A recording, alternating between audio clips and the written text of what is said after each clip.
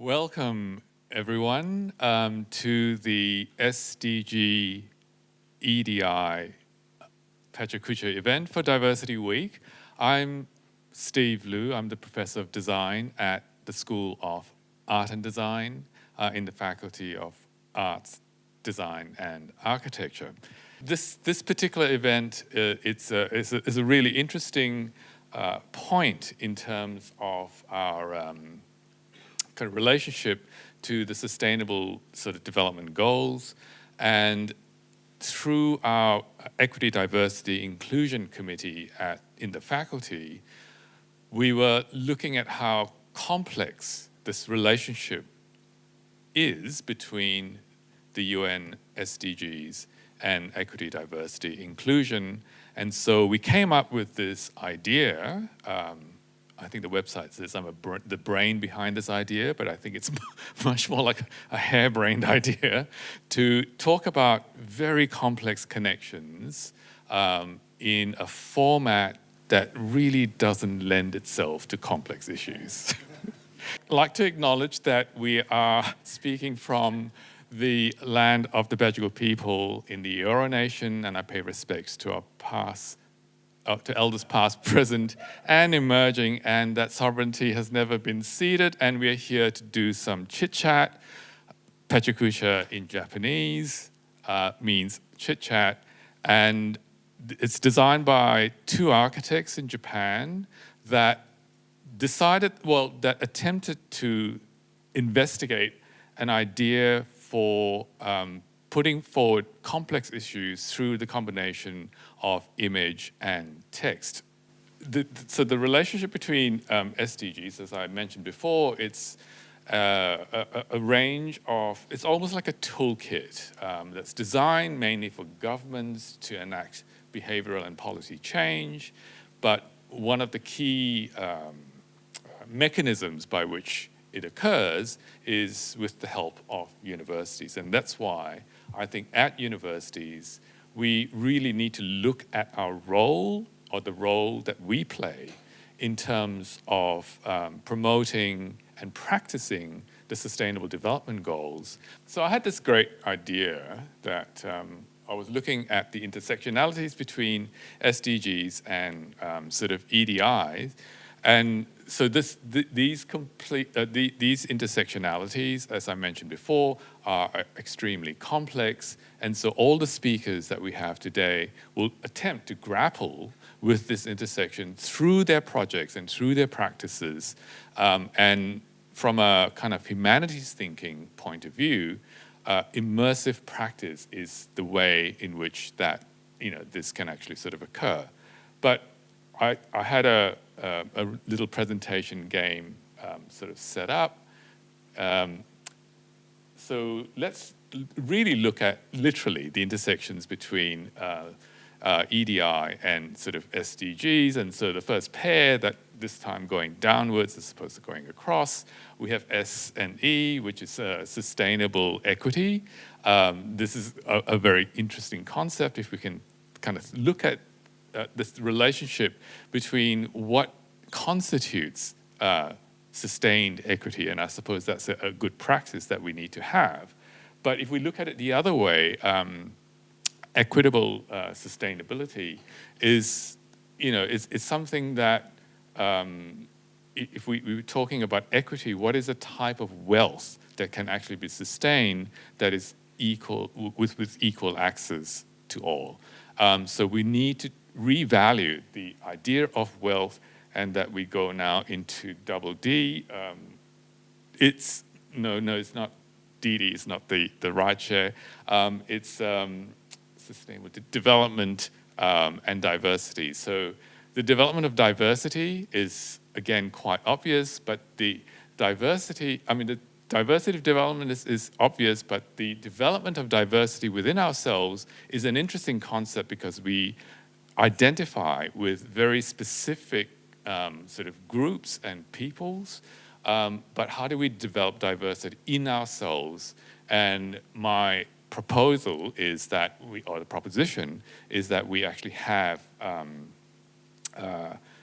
use intersectionality to point out and to practice the differences that we have inherently kind of within ourselves. GI, that has just disappeared, and obviously my glucose levels are way too high. So the relationship between inclusive goals, that's again something that's worthwhile practicing, but certainly not, goals that are inclusive. That would be much like, what a football player would say, score on your own goals, and that's definitely not good. Okay, so let's continue with the Pecha Kucha event. And we have our first speaker, Joshua Karras, who's a PhD candidate in the School of Population Health, and more importantly, our wonderful postgraduate representatives in the SDG Steering Committee. And basically, I think Joshua just eats, sleeps, and practices SDGs. Welcome, Joshua.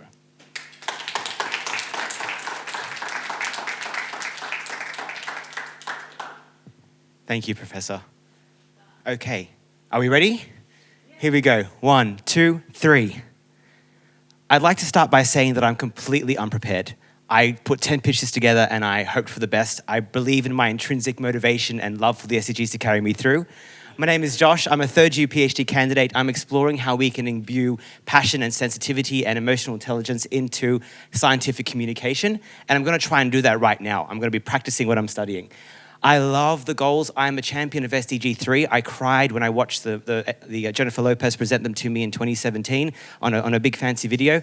I love them because they are all-encompassing. As someone who is diagnosed with high-functioning ADHD, the idea that I can try to do everything at once in 17 nice, tidy goals is exactly what I need in my life to move things forward. It's what I love.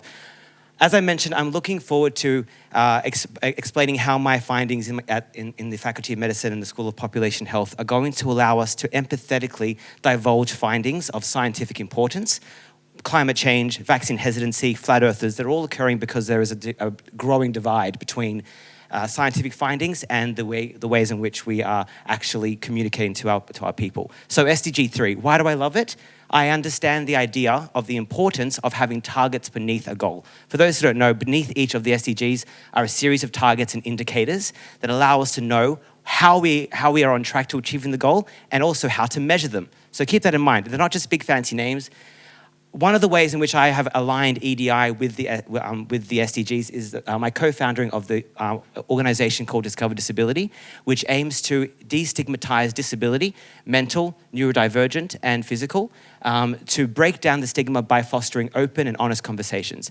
In a moment, you'll see my friend Nick and I coming together to found this organization. My friend Nicholas is an amputee. The model of this organization is that a person of disability with his friend sits down in front of a group of people like yourself and have an open and honest chat about what being disabled means.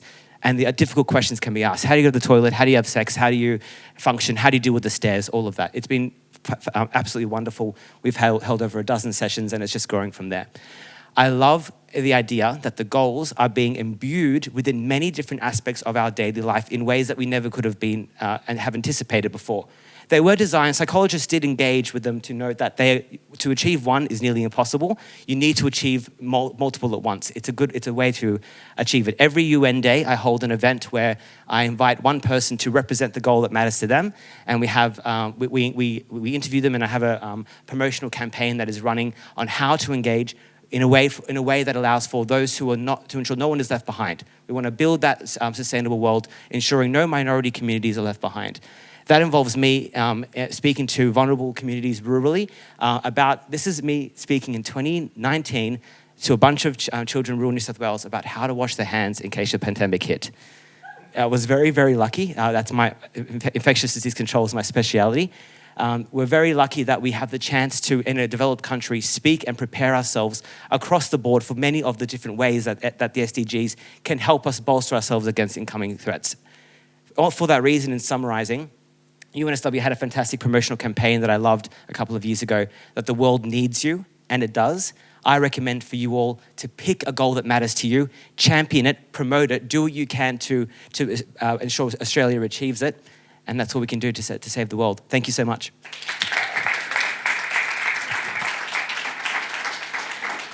Amazing, Joshua. I think, it's because of your ability to actually speak clearly but very quickly that all 17 SDGs can actually be covered in one. Whew. Okay, so for the next speaker, we have Anne Kayaskumar, Associate Professor and Director of UNSW Tax and Business. So from the wonderful wide-ranging Joshua to not very narrow, but all-encompassing issue of tax. Thank you. Thank you so much, Stephen. And Joshua, that was fantastic. Whenever you're ready. Hi, everyone. Quick show of hands. Who here has seen, speaking of Everything All at Once, the movie Everything Everywhere All at Once? Good. That's a pretty good rate. I might just pause for the slide to turn. I didn't think it would be that quick to get everyone's hands up. Here we go. 如果有来生，我还是会选择和你一起报税，开心一点。 I get chills every time. But that's got to be one of the most romantic statements in a recent movie, right? And so you're probably wondering, who is this person and what's tax got to do with SDGs and EDI? I'm the founding director of the Tax and Business Advisory Clinic, and it is such a pleasure to talk about why tax actually is important and relevant for EDI and SDGs. This is a photo of our team from earlier this week. We had Matt Thistlethwaite, MP, come visit us. The clinic is primarily run by registered tax agents, so they give free tax and accounting advice to people who are financially vulnerable and in hardship. And how we get those people is through direct community centre referrals, financial counsellor referrals, so people who we know are experiencing financial hardship. And that can look like this iceberg here, over-indebtedness, late payment, non-communication with government and financial institutions. But what we see often is that there is an underlying intersectionality to all of these things. Our clients are not just walking tax problems, but they're humans with complex needs and stories. And so often they're dealing with the financial implications of mental health issues, financial abuse, natural disasters, gambling addictions, substance abuse, and an inability to afford food and medical care. SDG 10 would be the one thing that, if I had to pick one, would be where we sit most naturally. But because of the clients that we help and their complex stories and needs, it goes beyond just SDG 10 for the clients that we serve. And in helping them, we hope to improve not just their financial well-being, but other flow-on effects of that too, by resolving the tax problem that they've got. So, equity, right? Obviously, when we think of the tax system, tax is a PR problem. We should think of equity. Take from the rich, give to the poor, right? Simple, but somehow we've sort of lost our way from a PR piece. What we're trying to do at the tax clinic is shift the dial and think of tax justice as a subset of social justice, where we can help people who are the most needy in our society and help them feel empowered, confident, and optimistic. And for some reason, that slide was really slow to turn. Thank you so much for listening. If you've got any questions, I would love to have a chat about tax and all other things. Thank you so, so much. Thank you so much, Anne. I think this must be the first time that I've actually gotten goosebumps when tax is mentioned.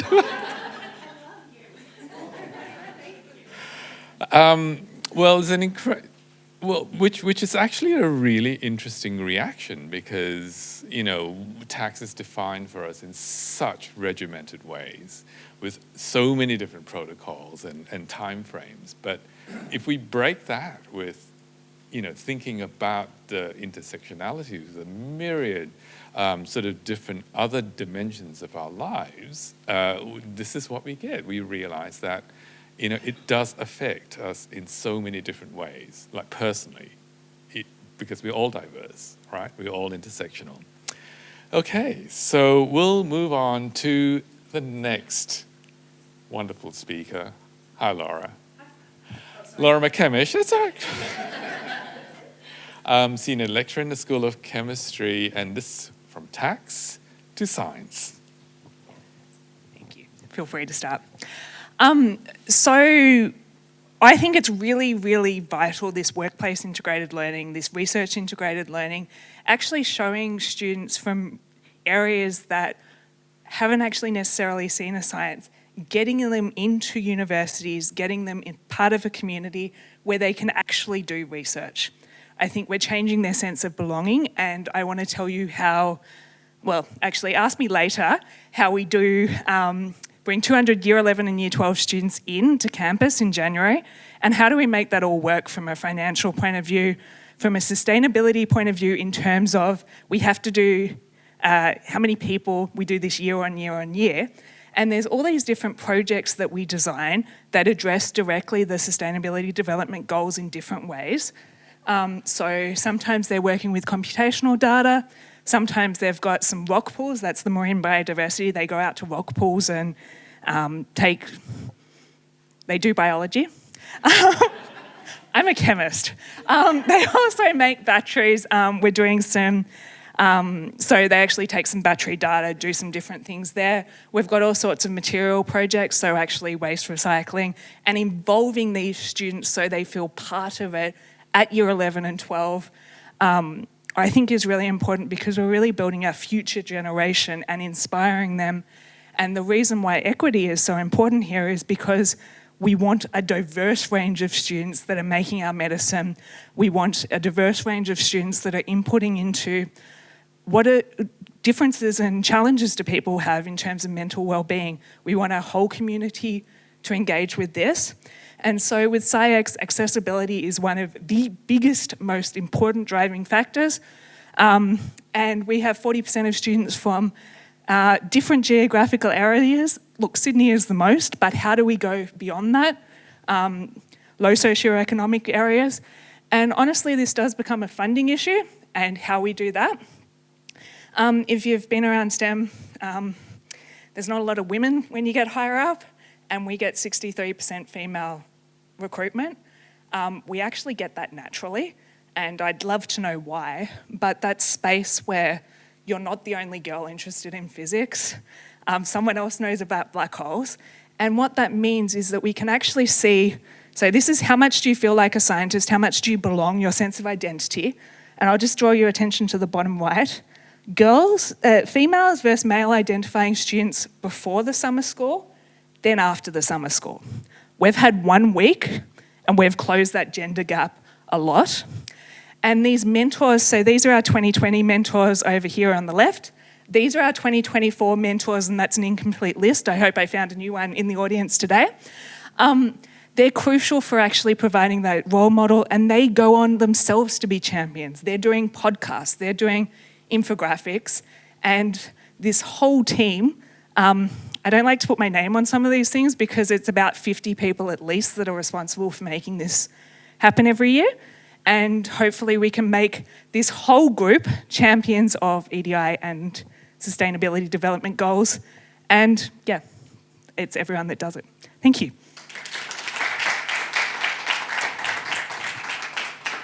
Thank you, Laura. Yes, I have to take a very deep breath, especially if we have that size of a group on a site excursion. Science students doing science is fine. Creative students doing science is not that fine, especially when we start to find batteries in the water and doing experiments, in ways that I suppose looks. Oh, I'm sure. No, but I think this is the thing about finding the boundaries between the current disciplines that we actually have. And although we do need strong disciplinary boundaries, I think the kind of relationship that we have with our different faculties and disciplines rubbing up against each other, and that's the thing that creates a frisson, right? The excitement that we can actually have different methods of moving towards the same goal, which is fantastic to hear. Okay, and we'll move on to the next speaker, Professor Xiaoqi Feng. Oh, yes, you're here. Good. Professor of Urban Health and Environment in the School of Population Health. And it's so wonderful to talk to you here.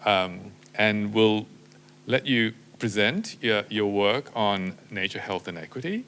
And we'll see, what happens after that. Okay. Awesome, thank you. But before I start, I just want to say thanks for inviting us. And I can see this is a really reflect what we're talking about, the diverse festival, and actually is a culture diversity campaign for UNSW as well. So really great to see the topic, and also with our colleagues and students and come from different faculties. And hopefully we'll work together towards the SDG goals. So maybe we just get started. Yep. I'm Xiao. So today I'm going to talk to you about 3 things. The benefits of the nature on our health, and who are not to get those benefits, and how we can work together to help everyone benefit from nature. So when was the last time you were in nature? The time spent in nature could be really rewarding. My research shows 30% or more tree canopy in our neighborhood could be really good for our mental, physical health, and reduce loneliness. My research has been used for making urban greening policy by many cities. For example, Sydney aimed for 27% tree canopy, and Wollongong 34%. Great news, right? But many people are missing out on health benefits. Today, we are in the eastern suburb of Sydney. There are a lot of trees, and also the ocean helps us to get cool in a hot day. But in the most diverse and disadvantaged suburbs in Australia, it's totally different. Few trees, no ocean, and much hotter in summer. This map shows us a lot of far less trees in Western Sydney. And in the lower North Shore, trees everywhere.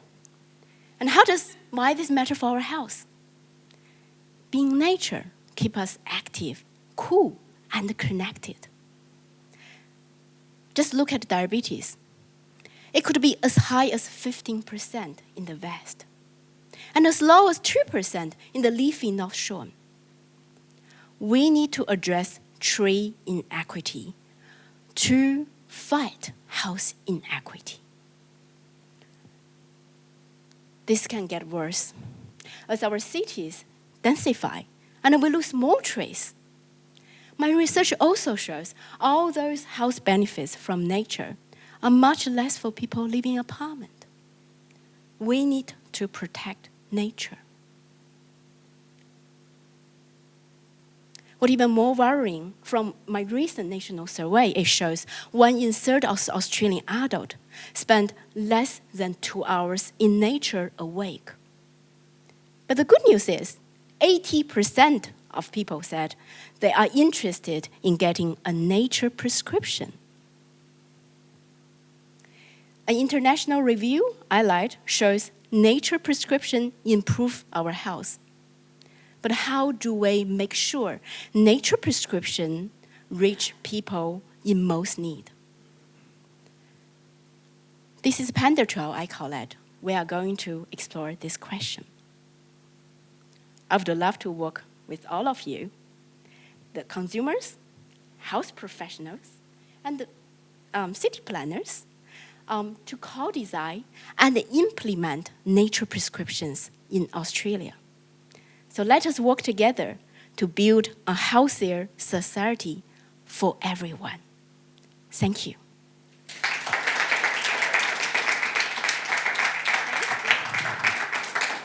Thank you so much. I think it's, wow. Imagine going into your doctors, your GP, and say, rather than giving me, meds, can you prescribe me a holiday in nature?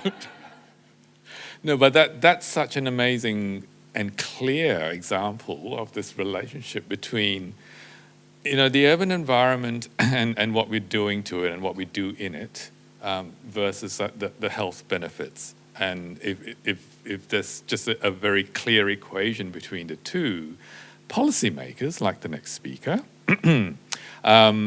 should actually be taking, I'm sure, Peter, you are taking note of this, and it'll be really interesting to hear your presentation as well. So, Peter Poulet, director of UNSW's very new institute, the Cities Institute, perhaps responding to Xiao's provocation. Cruel but fair. The new institute, which is the Cities Institute, is about bringing all those people that work in the city space or have effects on cities together to get better results and better outcomes for our populations and our people. Fundamental. All the issues that we have to address are open, complex, dynamic and networked, so we can't do it alone. We need to think in terms of an open system, a dynamic system, and we need to work as a network together. We're transitioning. We're in a moment in time when we're slightly destabilised, we're slightly chaotic, and at the same time, we've got people experimenting, we've got people with a future, we've got people wanting to make change. So let's make sure that we gather those people together around us ourselves. Era of global warming, you've heard Guterres say that. It's kind of scary. We don't have enough time to actually act otherwise, so we need to act now. A clear day in New York, let alone in Sydney. The smoke's been pretty bad. Guess what? We can do better than this if we don't follow the same petrochemical results that we've had to date. Who drove to work today? You're in trouble. Because this is what it's going to become if you keep doing it. And let me assure you, there are other ways of getting around our cities. And what we need to do is make sure that we are all acting responsibly, because we are all part of the solution. We as people have the power to change things from the top, but more importantly from the bottom down. And guess what? We are the answer. We need to gather, we need to collectively think, we need to make sure that we have an optimistic future, and that we need to make sure that the next generation has that same optimism. So we as educators have that responsibility to move the next generation into leadership roles. Cities are supposed to be connected and well-serviced. They're not all the same. So there is substantial inequality in our cities currently, and it's been pointed to by the previous speaker. But when we plan cities, they're not just out to be made beautiful and made interesting for architects' own egos. They are there to actually serve people first. So again, reprioritising people's priorities is to make sure that we serve the population that lives in our cities. It's never too late, although I almost missed the memo. And as the gap widens, I like this photo. As the gap widens, we don't have any time to lose. So change priorities ahead. We can't keep doing the track housing that was pointed to earlier. We need the Pac-Man approach to gobble those houses up and become more collectively connected through more urban areas. Cities can be a beautiful thing. They can be exciting places. People coalesce to cities because that's where the energy is, that's where the opportunity is. Let's make sure that's the case for all of us, for all the people that come to our cities. The Apollo mission actually, for the first time, made people think of themselves as a species, as humanity, as a collective. We understood the Earth as being a finite thing. So as we urbanise, and this is a weird thing that shows where the urbanisation is occurring, we have the potential to actually leave substantial parts of the world for the natural environment, for the rewilding, for all those other species that are equally important to ours because we're all part of an ecosystem. As I said, cities can be beautiful. Cities can actually entice people to be more than themselves because they have the collective connections that cities offer. Yeah, the SDG goals are pretty good, but guess what? It's a three-dimensional puzzle. They're all interrelated, as somebody said earlier, and I can't just work in the number 17 space. I have to work across all of them, ultimately, to get the right result. And guess what? The creatives aren't always utilised to the best advantage. We should actually use design and design methods to rethink how we organise ourselves, how we see our future, how we see our world. So, the most important thing to take away from today is let's be nice to one another, because we do need to work together.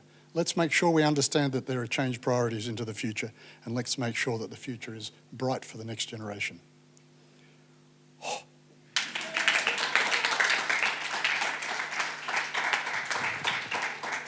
Thank you, Peter. Did you notice that we sped up the slides? Yes. I had 10 seconds, they all had 20. Serves you right. So I just stepped off the plane from Doha, where I was looking at an American university producing art and design graduates from University City, or what they call Education City, where there's a collaboration between at least 20 international partners in terms of universities, and it's managed by the Qatar Foundation, it's funded by the Qatar Foundation. But it's so interesting there when we realize Doha should not be a city that is built right at the edge of a desert with no water, and most of the water comes from desalination. So you can see how bad the situation is. And yet there are golf courses, and there are green spaces and lots of trees. It's still 44 degrees outside, but what really struck me is that to look at SDGs from that point of view requires a very close delve into the intersectionalities of other diversity areas, and the kind of cultural and race diversity, and the relationship between men and women in Qatar, and where they sit in relation to the agency within the SDGs is so fascinating. And in many ways, I've changed my mind as to see, yes, maybe it could work in that particular way. And it relies on very good design, as Peter's saying.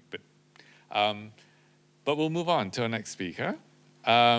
Izzy. Hi. Izzy Burton-Clark. But I'll actually let you tell us about what you're going to say and surprise us.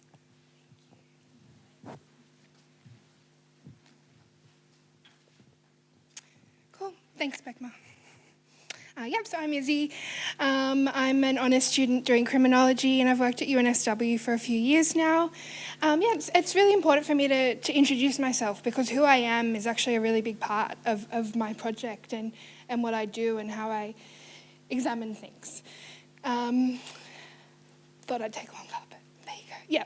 So criminology, you might think I'm really a big fan of Goal 16, but actually inequalities are a really big part of what I do and the work that I do in EDI. So it's a really, really big one for me. And I didn't just pick it because my favourite colour is pink. That's just an added bonus. Inequality is at the heart of issues with the criminal legal system. Whether that's anyone that's being policed, anyone that's been harmed, anyone that is in prison, anyone that's the focus of the criminal legal system in any way, it's worse, and it entrenches inequality in our society, and I would argue that it's set up to do that. So in my particular thesis, I'm actually looking at a really stigmatised group of people, and that's people with narcissistic personality disorder. So they are often spoken about as being malicious, as being evil, as being manipulative, but it's a serious diagnosis. It's part of the Diagnostic and Statistical Manual. We can leave the critique of psychiatry for another presentation or two. But it's a really serious diagnosis that's linked to severe developmental trauma. And I first sort of noticed it being spoken about when I listened to true crime podcasts, which I've become a lot more of a critical consumer of since I started my crim degree. But I really noticed the way that they were being blamed for everything. And I think I noticed that because I'm autistic, and the way that we are spoken about is often really problematic and inaccurate as well. So I thought, well, it's probably not just us. And why does it matter? Why do the way that we talk about people in podcasts matter? Cultural criminology says that crime control, and culture all kind of intertwine and inform each other and affect each other. And the way that we speak about crime and harm affects policy. It affects the way that we treat people that come into contact with the criminal legal system. I'm also using something that's called crip theory to really problematize notions of normalcy, of normalization, of these processes that say that there is one way to be, which are all kind of due to this like neoliberal, capitalist and colonial drive for reproduction. Like people with narcissism, with narcissistic personality disorder are some of the most stigmatized people in society, even considering other people with psychosocial disability or mental illness. And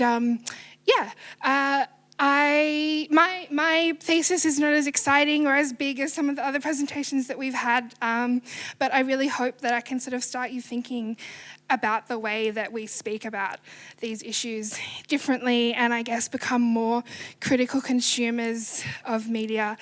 And anyone that knows me will say that please come and talk to me. I will talk your ear off, and I'd love to hear what you think as well. Thanks.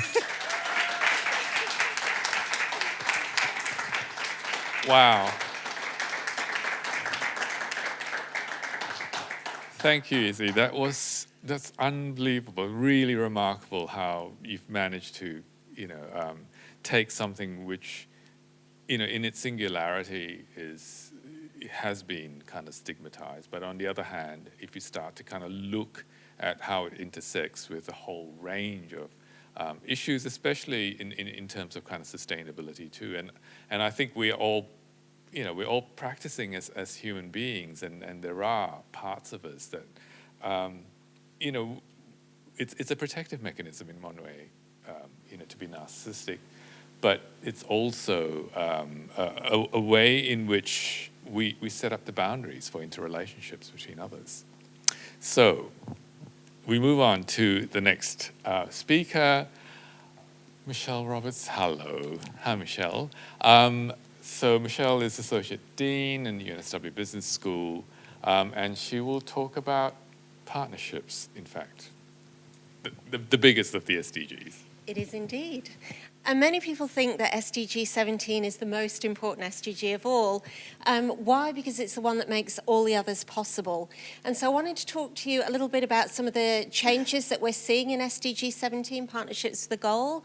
I wanted to give you a framework that can help you to increase the impact of your partnerships, and a new way of thinking about prioritising partnerships. And you're all probably thinking, but we have partnerships, but SDG 17 is very specific that we should be partnering with developing economies, that these partnerships must be multi-sectoral and they must be global. And so it asks us to really do bolder, bigger partnerships, and that's why it's important.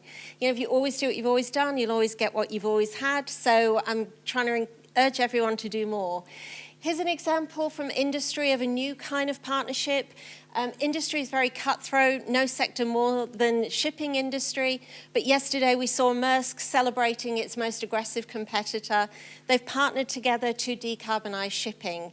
So really, when we partner with our competitors, we can do things that are more aggressive and bolder than any risks that we could take alone. Because if they're going to spend more on their shipping fuel, they need everyone to spend more on their shipping fuel. Another example of how it can help EDI, we've seen Qantas partner with farming communities, with Australian farmers. So we're seeing people get a seat at the table as we transition to clean energy. A nice example I saw from my work with business schools around the world who are becoming sustainable is a university where every faculty partnered to build a refugee camp on campus once a year. The engineering students build it, the psychology students produce counselling services, the The IT students produce IT support, but they all learn about refugees. Another example is INSEAD, who created a tent at Davos and brought together in the tent academics with industry, with government, to have conversations, multi-sectoral conversations about EDI and sustainability. Here's a tiny shout out for our meagre efforts, a new graduate certificate and a new MBA in sustainable and inclusive business, which we've developed and will be facilitated by government, NGOs, industry and academics. And it's 50% discount for staff. So I wanted to share an approach to prioritising partnerships that was given to me by the Global Director of Accreditation at AACSB. He said that universities must prioritise the biggest problems in their own region. He said if you're an African university, focus on hunger and poverty. If you're an Australian university, maybe focus on the climate emergency and decarbonisation. And so I wanted to flag our small island neighbours will cop it more than any other people on Earth, and they created less of the carbon than any of us. So maybe think about how we can support those small island nations.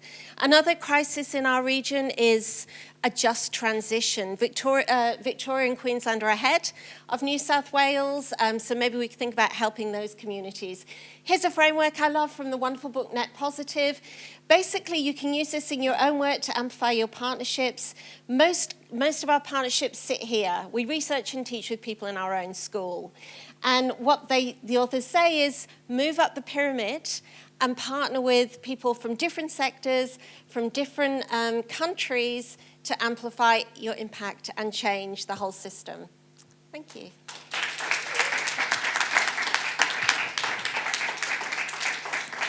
Thanks, Michelle. We've had icebergs and we had pyramids, and it's I don't know whether it was a trick of the slide, but the pyramid was sort of like taking off, which is a nice metaphor in terms of yes, we can move things, and we can move very solidly build things if we kind of work together in partnerships. And we'll have the last, but definitely not least, Greg Leslie, Professor and Director of the Global Water Institute, and we'll end with a fluid note. I cannot. Thank you very much. We shall start right away. So I'm the Director of the Global Water Institute. Covers 5 faculties here at the university. I'd like to talk to you about SDG 6, clean water and sanitation. But from an equity, diversity and inclusion lens, we need to think about what water does. It has a cultural significance. It has an ecological value. It helps us grow food. And as someone that practiced as an engineer for 12 years before I became an academic, where we've failed on SDG 6 is that people like me are hammers and we see the world as a nail. We totally miss the equity, diversity and inclusion lens. And so it's incumbent upon us, and Andrea Rinaldo, who is this year's Stockholm Laureate, which is the Nobel Prize of Water, said the key is respect, relationships, reciprocity and responsibility. And so for the last nearly 5 years, I've been fortunate to be the director of the Water Institute, and I've had the opportunity, the privilege to work on some incredible projects. This is a group in Gujarat in India, where we were looking at a flooding problem, engaging on what's important rather than going in with the solutions. From an equity, diversity, inclusion lens, it's very male. But in the same community, same region, there's a strong female input because the burden of water and sanitation falls unfairly on females. And so solutions that were developed there that have become sustainable embrace both of those lenses. Working through the UI Narrowly Partnership in Walgett, which is the meeting of 2 rivers, the Namoy and the Barwon, devastated by floods and drought. Water is cultural, it's spiritual, it's connected to food. And the work that we did there was all about re-empowering. None of these could have happened without the first two R's, the respect and the relationships. The reciprocity, the giving back, the sharing, took some of those notions that were developed in the community in Walgett and translated them to the community in Bourke. And there, the partnerships expanded. We began to work not only with other organisations, but other communities and bring in other ideas. And the reciprocity continues. As academics, we're all about putting our name on the papers, standing up. The program that we've been doing there is bringing the community down to let them tell their story. Nothing about us without us. And Sri Lanka, again, working with Sri Lankan students in a Sri Lankan community to address a salinity problem instead of what I was originally employed to do, which was to work for the Asia Development Bank to build a really ridiculous desal plant in Sri Lanka, had a better outcome where the community shared into it. And finally, the responsibility as a white, bald, 58-year-old engineer, it's really about training, the next level, empowering men and women, very diverse, to bring everyone along.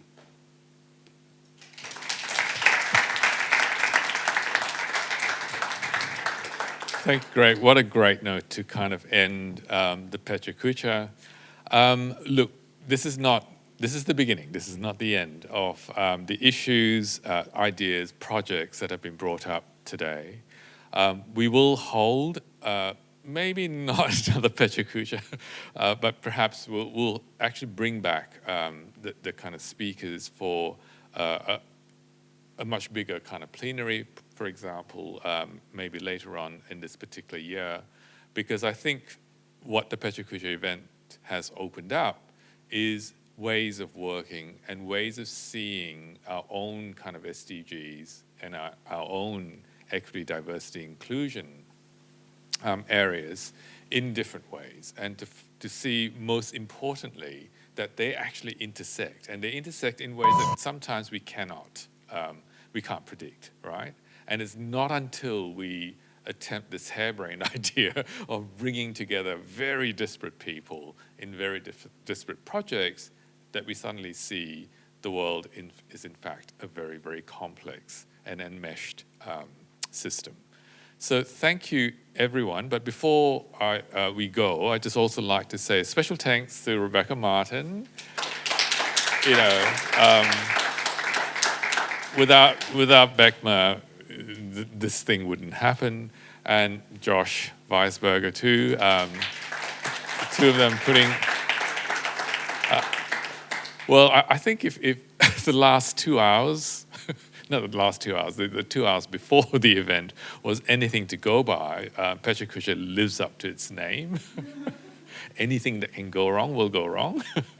But, the goings wrong has actually brought, a kind of lightness, a humor on one hand, but it's also kind of brought us together as a group and as a community.